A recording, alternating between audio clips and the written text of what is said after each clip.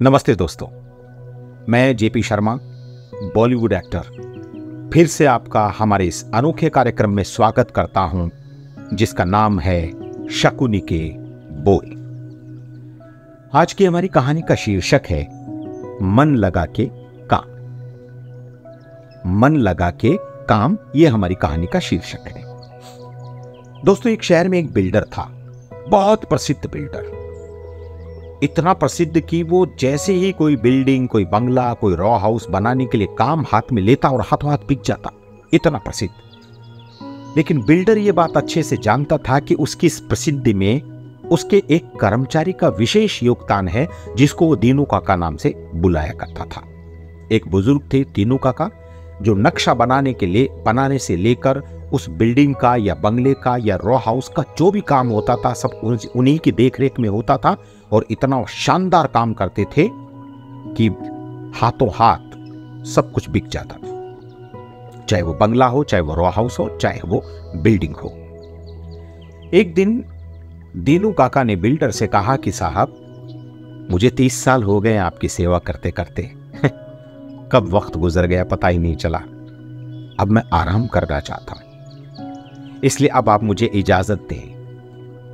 Builder ने जैसे ही सुना तो बिल्डर ने कहा, नहीं काका, अभी अभी मैंने एक स्पेशल बंगला बनाने का कॉन्ट्रैक्ट लिया है और मैं चाहता हूं कि वो काम आप करें। लेकिन रामू काका ने कहा, नहीं साहब, अब वो दम बचा नहीं है, मैं आराम करना चाहता हूं। मैं तो आपको पिछले 4-5 साल से बोलना चाहता था, लेकिन आपके पास इतना काम है, आप इतने व्यस्त रहते हैं कि मैं बोल नहीं पाया, लेकिन अब मुझसे नहीं होगा। बिल्डर ने कहा, काका मैं हाथ जोड़ता हूं, आपने इतने साल मेरी सेवा की, ये स्पेशल बंगला है और इस स्पेशल बंगले को सिर्फ एक स्पेशल आदमी डिजाइन कर सकता है और वो है आप। बड़ी जद्दोजहद हुई दोनों में और अंततः बिल्डर ने दीनू काका को उस स्पेशल बंगले का काम करने के लिए मना लिया। अब उस बंगले का काम शुरू हुआ। बिल्डर ने कहा, काका 6 महीने में आप इस बंगले का शानदार काम कर देंगे, मैं औरों को दूंगा तो वो 2 साल लगाएंगे। दीनू काका को अपनी टैलेंट के बारे में पता था, लेकिन दीनू काका का काम करने का मन नहीं था। बस काम शुरू हुआ और 6 महीने का काम दीनू काका ने 3 महीने में निपटा दिया और बिल्डर को फोन करके बोला कि साहब, आपका बंगला तैयार है, बस ये मेरी अंतिम सेवा है, आइए देख लीजिए और मुझे इजाजत दीजिए। बिल्डर ने कहा, ठीक है। दूसरे दिन बिल्डर पहुंचा अपने परिवार के साथ, अपने सारे स्टाफ के कर्मचारियों को लेकर, कम से कम 80-90 लोग होंगे, पूरे लाव लश्कर के साथ आया। दीनू काका उस नए बंगले के गेट पे खड़े थे, उस स्पेशल बंगले के गेट पे खड़े थे जो उन्होंने तैयार किया। दीनू काका ने बिल्डर को चाबी दी, बिल्डर ने दरवाजा खोला, अंदर की तरफ जाने लगा तो बिल्डर ने देखा कि कहीं आंगन प्रॉपर नहीं है, जो ऊपर की तरफ सीढ़ियां जा रही है उनकी जो रेलिंग है वो प्रॉपर नहीं है, सीढ़ियां टेढ़ी मेढ़ी लगी हुई है। बिल्डर ने छत की तरफ नजर करके देखा तो छत भी अजीब सी थी, कोई उसका फिनिशिंग नहीं थी, कई दीवारों में कई जगह लोहे की रॉड बाहर आई हुई। बिल्डर ने कुछ नहीं बोला, धीरे से मुस्कुराया और बिल्डर दीनू काका को लेके ऊपर सीढ़ियों की तरफ चला गया।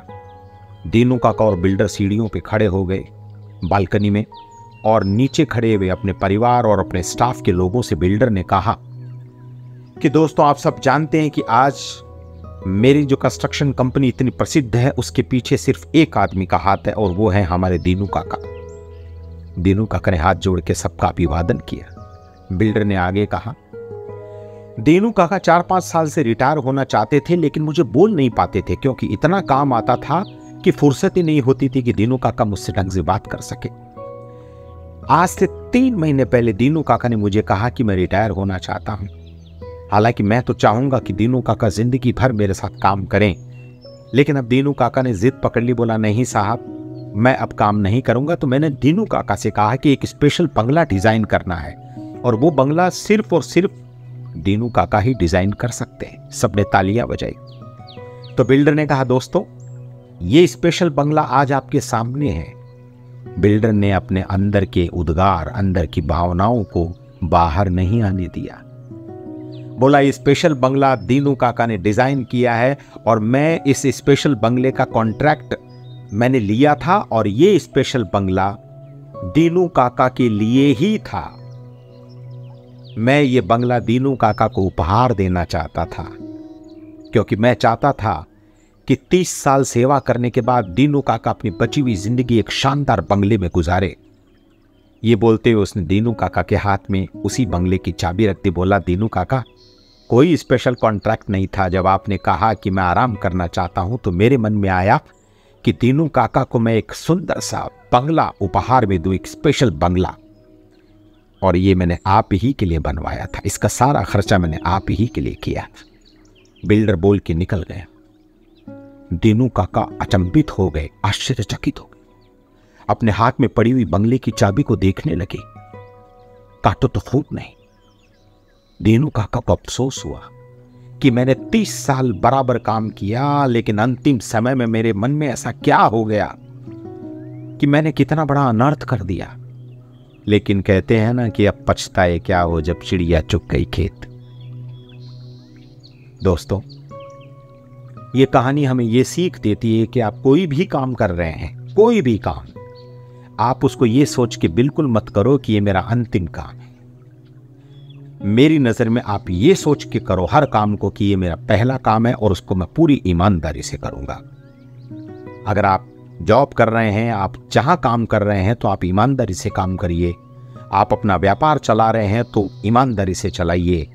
आप कुछ भी कर रहे हैं, आप ईमानदारी से काम करिए, नहीं तो दीनू काका जैसा हाल हो जाएगा। दोस्तों, 30 साल की मेहनत 1 मिनट में हवा हो गई। अगर आप नेटवर्क मार्केटिंग में हैं और किसी से मिलने जा रहे हैं, किसी को प्लान बताने जा रहे हैं और आप पिछले 4-6 महीने साल भर से लगे हुए हैं लेकिन आपको कामयाबी नहीं मिल रही है, तो आप दीनू काका जैसा मत करिए कि आज के बाद छोड़। नहीं, आप उसी एंथुसियाज्म के साथ आप प्लान शो करने चाहिए जैसे आप पहली बार गए थे।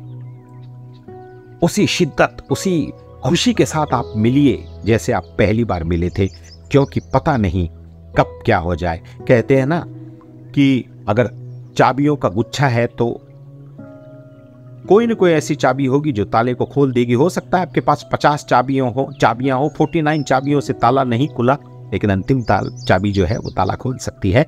तो वैसे ही आप अगर नेटवर्क मार्केटिंग में काम कर रहे हैं तो आप दीनू काका मत बनिए, आप ईमानदार बनिए। ईमानदारी से अपना कर्तव्य निभाते चले जाइए, अपने कर्म करते जाइए। फल की चिंता मत कीजिए, फल तो मिलना ही मिलना है। ईमानदारी से किए गए काम का प्रतिशत तो मिलता ही मिलता है। नमस्ते।